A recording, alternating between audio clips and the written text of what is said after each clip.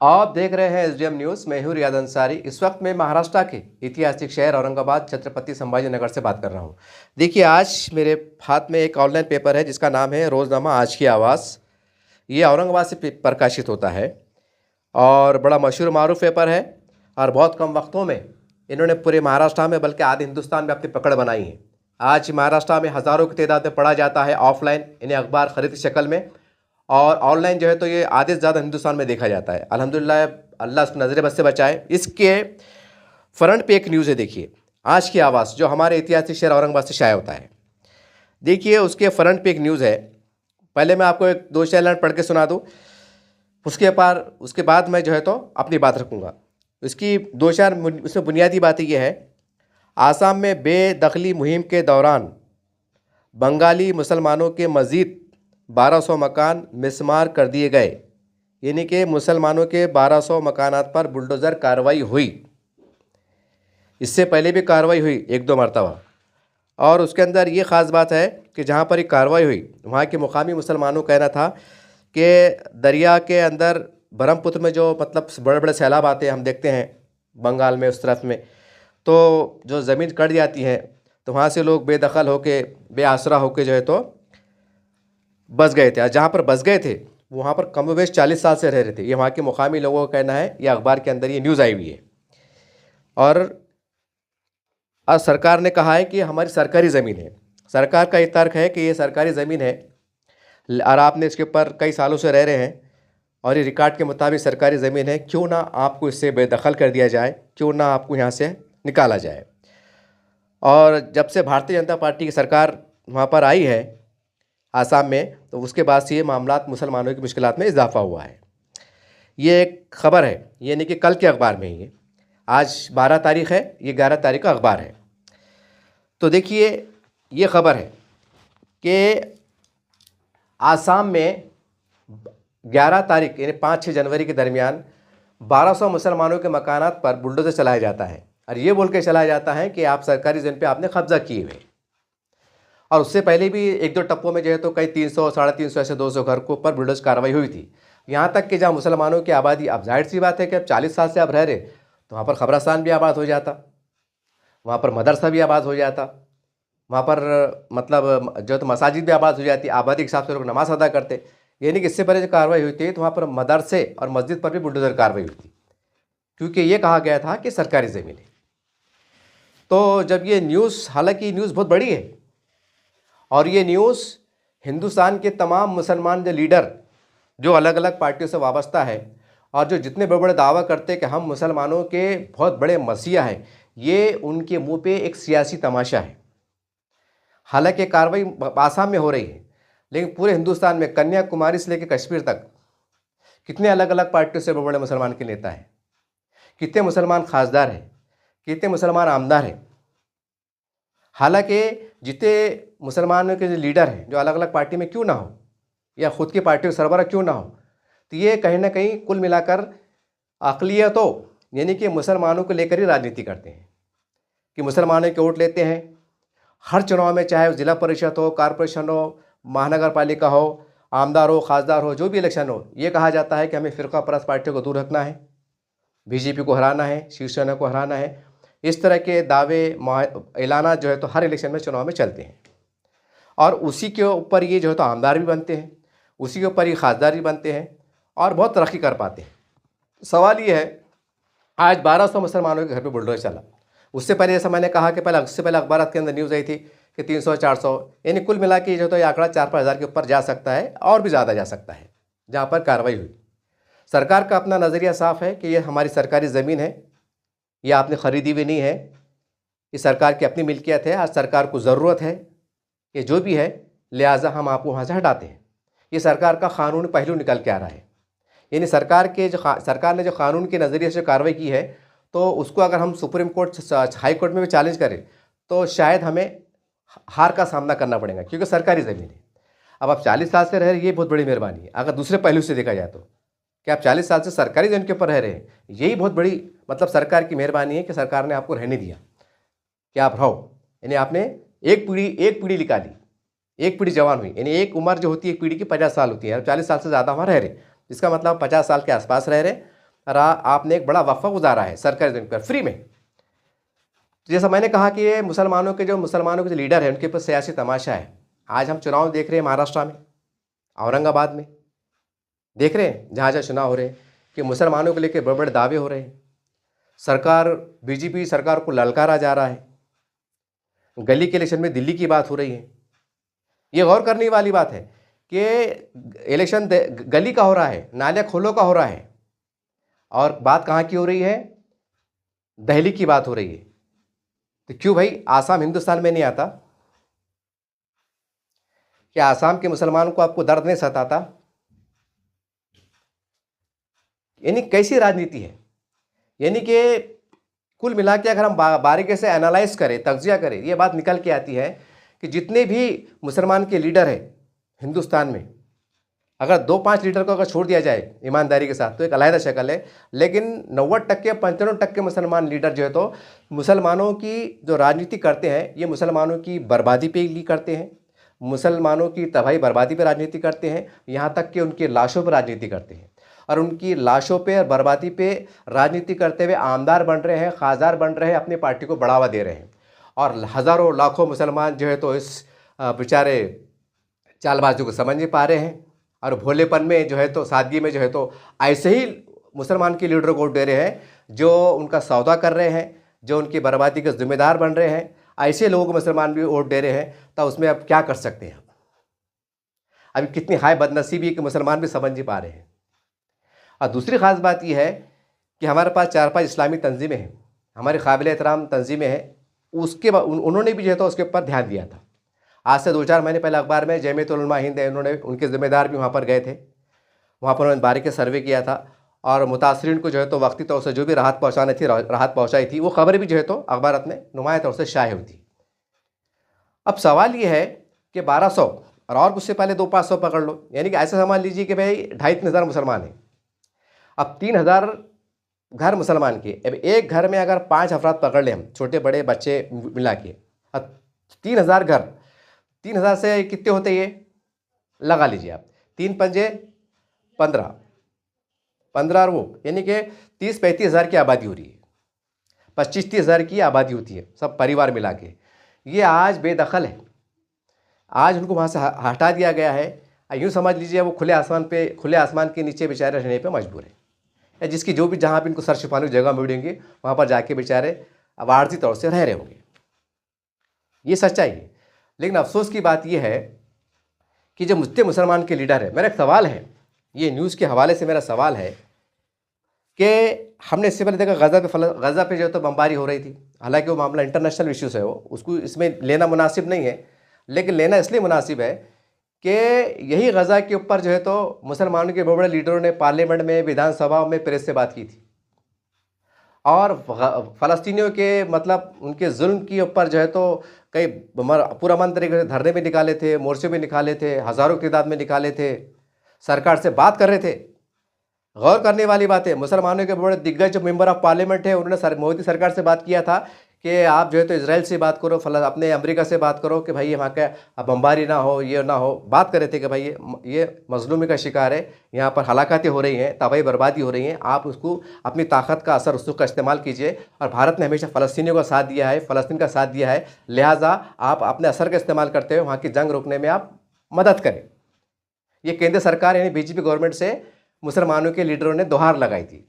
सरकार ने भी थोड़ा बहुत उस पर एक्शन में आई थी, थोड़ा बहुत उनसे बातचीत की थी और कुछ राहत की चीज़ें भी पहुंचाई थी अपने देश से, भारत देश से। अब सवाल ये है कि ये 3-4 हज़ार जो मुसलमान जो आज बेसहारे के आश्रम में पड़े हुए हैं, तो इसके ऊपर आप मोदी सरकार से बात नहीं कर सकते? ये सवाल है। ठीक है, वो मुसलमान है, बर्बादी का शिकार है, जुल्म का शिकार है, अल्लाह उनको सब्र दे, अल्लाह उनको अजर दे। हम उनकी धूल के पारे के बराबर नहीं कर सकते फ़लस्तीनियों को जो मज़ालिम झेल रहे हैं। ठीक है, वो अपना दर्द, उनकी शिकायत जो भी है वो अपनी जगह दुरुस्त है, लेकिन हिंदुस्तान के अंदर जो एक मसला उभर के आया है, तो क्या आप इनको मुसलमान नहीं समझते? क्या आप इनको मुसलमान नहीं समझते? क्या मजाक है? 3-4 हज़ार, 25-30 हज़ार की आबादी, ये खुले आसमान के नीचे या कहीं भी कोने कापरों में, झाड़ के नीचे, कहीं किसी जान पहचान वाले पास कैसे कैसे हालात में रह रहे होंगे। क्या इनके बच्चे की तालीम मुतासिर नहीं हो रही होंगी, क्या इनके कारोबार मुतासिर नहीं हो रहे होंगे, क्या ये भुखमरी का शिकार नहीं हो रहे होंगे। जब इसी जगह जा रहे होंगे तो हर चीज़ तबाह शिकार हो रही। क्या थोड़ा सा अनाज दे देना, थोड़ा कपड़ा दे देना, राहत पहुँचा देना, हो गया हमारा काम? हो गया हमारा काम?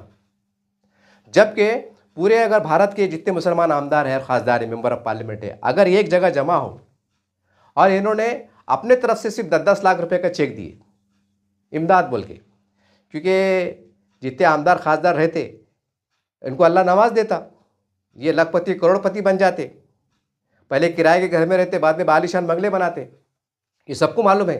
करोड़ों के मालिक बन जाते, लाखों के मालिक बन जाते। कैसा बन जाते, क्या बन जाते, सरकार को पता है, जनता को पता है, पेपर में भी आता। खैर वो विषय अलग है।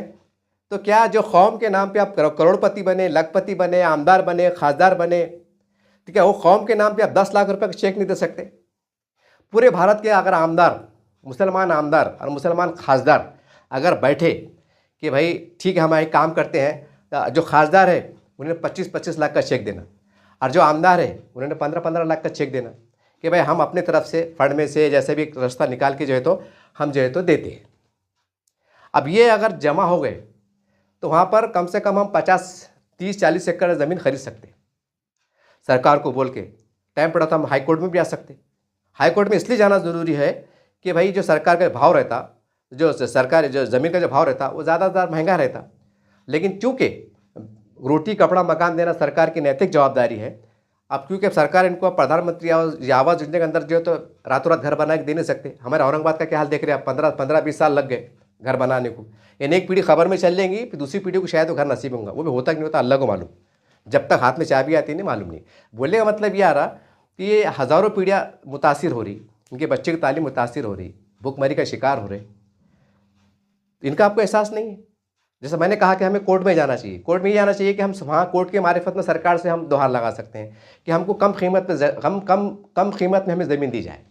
मान लो अगर भाई थोड़ी देर कैसे मान लो कि भाई 15 लाख एकड़ है, 15 लाख रुपए एकड़ ज़मीन है, क्योंकि हम एक इंसानियत का काम कर रहे हैं और सरकार की किस तरह से मदद कर रहे हैं, क्योंकि रोटी कपड़ा मकान देना सरकार की जवाबदारी है। यार ये भारत के नागरिक है, कोई बांग्लादेशी तो है नहीं, तो भाई क्यों आप थोड़ा आप रियायत कीजिए।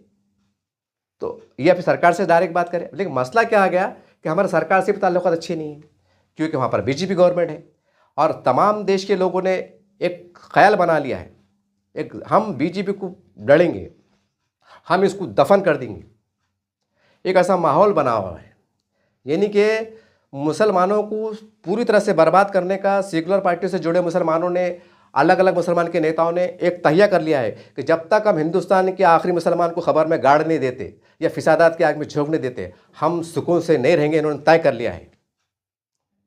अगर बीजेपी से अगर बात करें, वहाँ की सरकार से बात करें, जितनी भी आमदार है, खासदार है, इंसानियत के नाते जा नहीं सकते आप कि साहब हमको राजनीति नहीं करने आए हैं, ये हमारे भारत के नागरिक है, एक मुसीबत का शिकार है, हम आए। जब कुंभ मेले के अंदर भगदड़ मचती है तो हमारे हिंदू भाइयों के लिए जो है तो हम मुसलमान मदरसे के दरवाजे खोल देते हैं, मस्जिद के दरवाजे खोल देते हैं।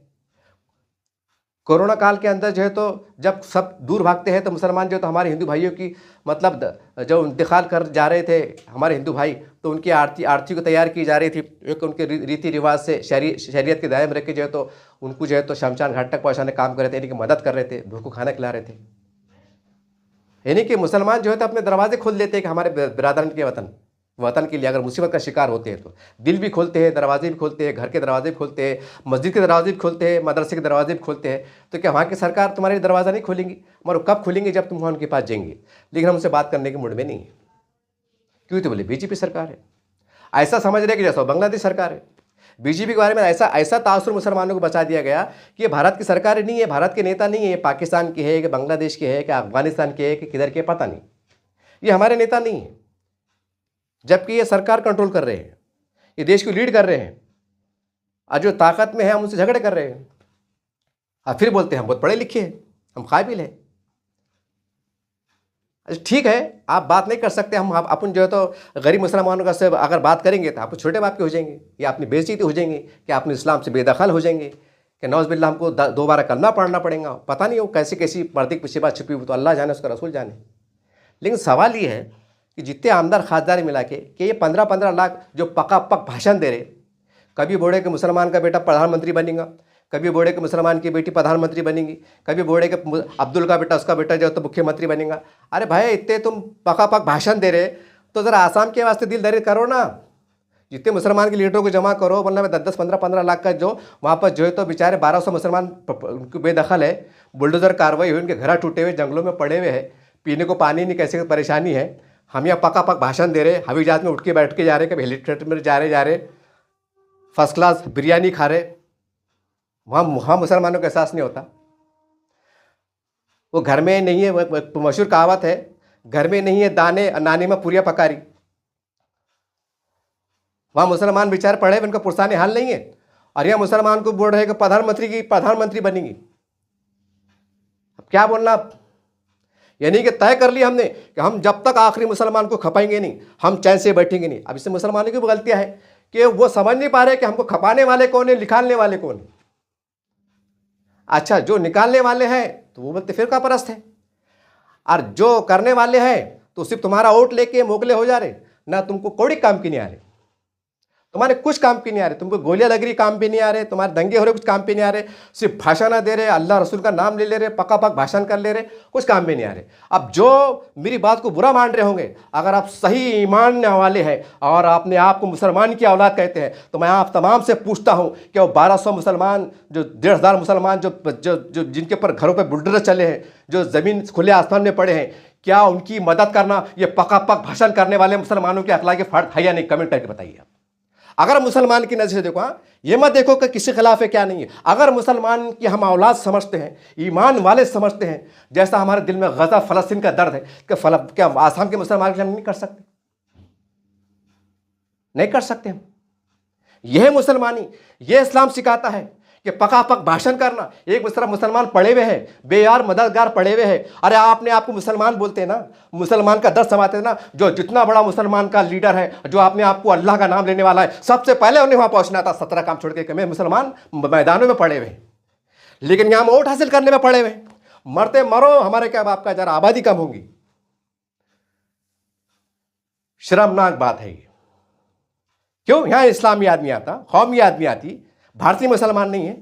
हाँ, मसला क्या है, वहाँ ज़रा कुछ ऐसे हालत बिगड़ जाना, वहाँ के लोग गुस्से में आ जाना, लैंड ऑर्डर ख़राब हो जाना, और 10-15 मुसलमान एक इत्तेफाक़ी हादसे में गोलियां का शिकार हो जाना, यानी 15-20 मुसलमान ने वहाँ पुलिस की शिकार हो जाना, यानी कि मर जाना।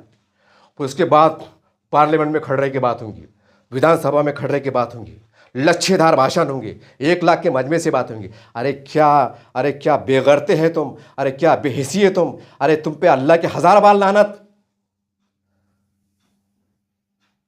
ये नहीं बोलते प्रधानमंत्री बनाने की बात सोच रहे, ये कौन है, ये कलमे का शरीक है क्या नहीं? पूछता हूं तुमसे, अरे तुम अगर मुसलमान है ना, तो ये मुसलमान है या नहीं, इसका जवाब दो। अगर है तो तुम कब पहुंच रहे जनाब? फना फिल्ला होने के बाद पहुंचते, इंतकाल होने के बाद पहुंचते, कब पहुंचते? बंद करो मुसलमानों को, अरे बदवा लगेंगी, अरे मरने के कगार पे है, मैं भी मरने वाला, सब मरने वाले, खबर में जवाब देना है। कमा लिए, लाखों कमा लिए, अरे मत कमाओ, ये पूरे ये खजाना है ना, वो सब बिल्लिया बल के बैठ जाएंगा। अरे मत लो, गरीब मुसलमानों के आहे बदवाए, अरे अल्लाह ने नवाजा ना, चेका लिख के दो।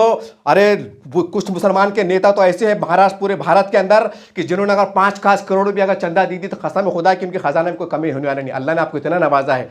आज मुसलमानों का तमाशा देख रहे तुम, पैसा नहीं देते, साबित नहीं करते कि हम कलमे के शरीक है, तेरा मेरा रिश्ता क्या, ला इलाहा इल्लल्लाह, ये ले मेरे भाई 50 लाख का चेक, मेरा नाम ये है, मेरे पार्टी का नाम ये है, मैं पार्टी का सरबराह हूं, 50 लाख का चेक दे रहा हूं। नहीं कर सकते, भीख क्यों लग जाएंगे अगर दे दिए तो?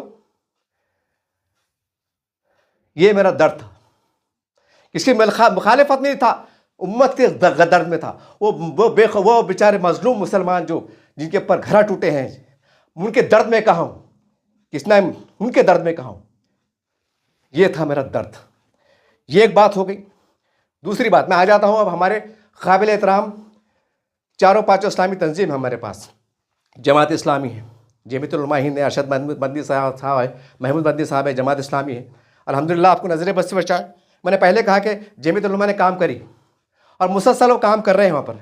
मेरी कुछ गिला नहीं, शिकायत नहीं आपसे, लेकिन सिर्फ आपसे शिकायत ये है कि आर्जी तौर से मदद कर देना और पीछे हट जाना, क्या ये मुनासिब है? अगर मुस्लिम पर्सनल लॉ बोर्ड हंगामी मीटिंग तलब करके पूरे हिंदुस्तान में सिर्फ 4 जुमा तमाम मसाजिद, तमाम मदारिस की सरगर्मियों के तामीरी काम को रोक कर अगर पूरे हिंदुस्तान की हर मस्जिद के अंदर अगर ऐलान करें कि ये रिलीफ जो है तो आसाम के अंदर हम ज़मीन ख़रीद के वहाँ के गरीब मुसलमानों को मकान तैयार करने के लिए ले रहे हैं या पहुँचा रहे हैं, सिर्फ 4 जुमा, सिर्फ 4 जुमा अगर जमीयतुल उलमा तमाम मुस्लिम पर्सनल लॉ बोर्ड हिंदुस्तान में अगर करे तो 4 जुमे का चंदा और अलग से एक एक QR कोड भी लगा दो और अलग से एक जो है तो बैंक का अकाउंट भी डाल दो कि भाई अगर कोई ऑनलाइन डालना चाहता ऑनलाइन डाल दो। तो मैं कसम खुदा की बड़ी जिम्मेदारी से कह रहा हूँ, ज़मीर की आवाज़ पे कह रहा हूँ कि 4 जुमा अगर मुस्लिम पर्सनल लॉ बोर्ड ने अभियान चला दिया ना तो वहाँ पर 150 एकड़ नहीं 1000 एकड़ ज़मीन खरीद सकते हैं, कानूनी तौर से खरीद सकते हैं। और 1200-1300 नहीं, जितने भी बेघर लोग हैं उनको हम बचा सकते, बना के दे सकते। इतना पैसा जमा हो सकता है, इतना पैसा जमा हो सकता है। लेकिन कब करेंगे भाई? नहीं कर सकते। एक जुर्रताना कदम, एक इनकलाबी सोच, एक डेवलपमेंट की सोच, एक बड़ी राहत की सोच नहीं कर सकते। अगर ये आने वाली बारिश के टाइम खुदा ना करे, अल्लाह ना करे, अल्लाह ना करे, अगर बंगाल के अंदर एक तूफ़ानी बारिश आ जाए और 60-50 घर गांव से डूब जाए और फ़र्ज़ करो उसमें 10-12 इलाके जात मुसलमानों को रहे, जिसके अंदर समझो 1,500-2 हज़ार मुसलमान भैकी चल जाए, यानी कि मारे जाए, तो क्या होगा? पूरे हिंदुस्तान के अंदर हमने आंखों से देखा है, रिलीफ कैंप लगते हैं और बोलते हैं कि बंगाल में सैलाब आया है, गरीब मुसलमानों की बस्तियाँ बह गई है, लिहाजा चंदा दो, वहाँ पर हमको देना है। अरे वो भैके चले गए, मर गए, अब चंदा के वास्ते? जो बच्चे कुछ मुसलमान हैं उनके वास्ते बराबर। ये भी तो किस्म का सैलाब है ना। बुलडोज़र बोलता है बुलडोज़र का सैलाब है ना। वही है कि ये जिंदा है, ये मरे क्यों नहीं? अगर मरते थे तो हम चंदा करते थे। वही आ रहा ना, तो वही आ रहा ना। हम वक्त से पहले एक अच्छे मुनज़्ज़म तरीके से कि जो छोटे छोटे बच्चे उनका मुस्तकबिल तबाह ना हो, वो कैसे पढ़ेंगे, कहाँ रहेंगे, वो क्या तालीम हासिल करेंगे, वो क्या कारोबार से लगेंगे? कोई लायामल नहीं, कोई लायामल नहीं। सिर्फ हमको ज़मीना बचाने की, वफ़ की, हमको ज़मीना बचाने की। मुसलमानों तुमको रहने को जगह नहीं, घर नहीं, हमको कोई मतलब नहीं आता, हमको ज़मीना बचाने की है। हम ज़मीना बचाएंगे तो अल्लाह हमको जन्नत देंगे, तुमको बचाएंगे तो शायद नौज़ुबिल्लाह पता नहीं हमको अल्लाह जन्नत देंगे कि नहीं देंगे, हमको नहीं मालूम। अल्लाह मुझे माफ़ करे, शायद ऐसा हो सकता, वरना अगर इस पर जन्नत होती तो शायद सब पे बड़े आते थे, क्योंकि ज़मीन बचाने के ऊपर शायद जन्नत मिलने वाली होंगी, करके सब मुसलमान के जिम्मेदार भिड़े हुए।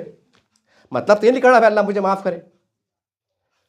तो मेरी आपसे दर्दमंद अपील है, अभी भी वक्त है, आपको सियासी पार्टी के जिम्मेदार नहीं है, आप पैटर्न चला रहे कि आप बहुत मसरूफ़ है, आपके पास टाइम नहीं है, फ़ोन उठाने को टाइम नहीं है।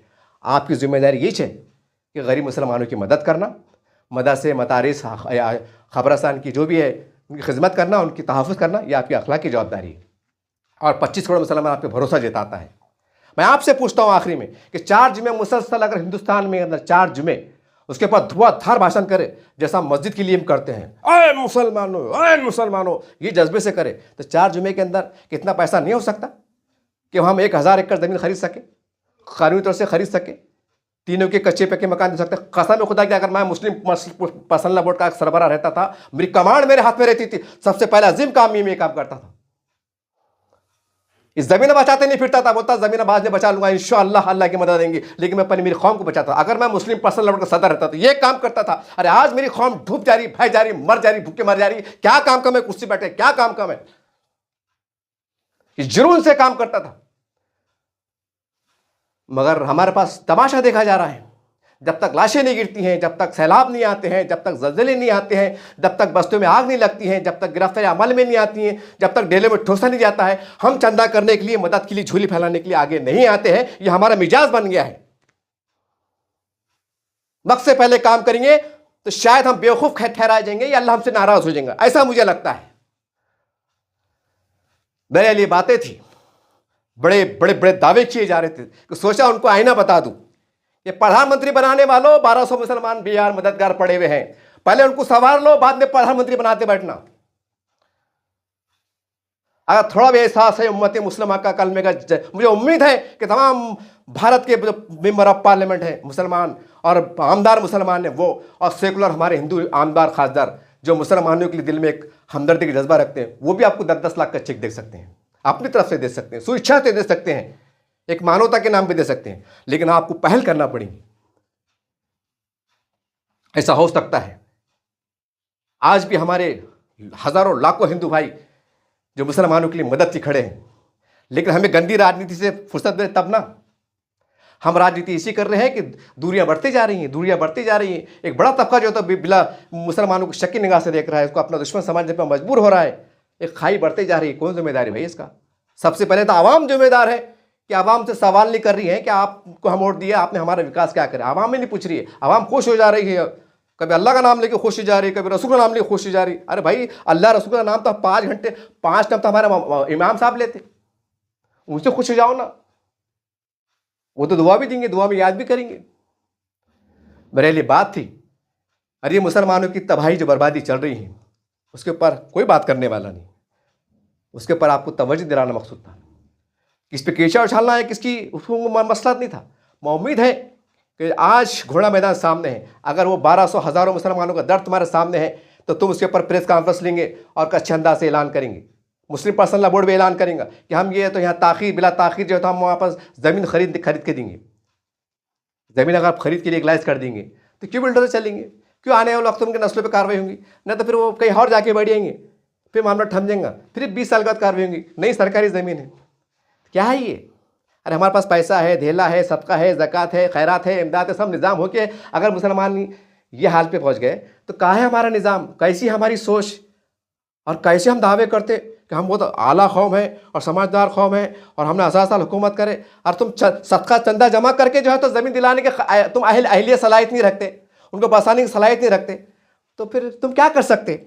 करके हम जूते खा रहे, करके हम जलील हो रहे, करके हम शर्मिंदा हो रहे। अभी तो कुछ भी नहीं है। अगर हमने अभी भी अपनी रविश को नहीं बदला तो बहुत बहुत रुस्वा होंगे, बहुत जूते खाएंगे। इसके जिम्मेदार कोई नहीं रहेंगे, हम खुद रहेंगे।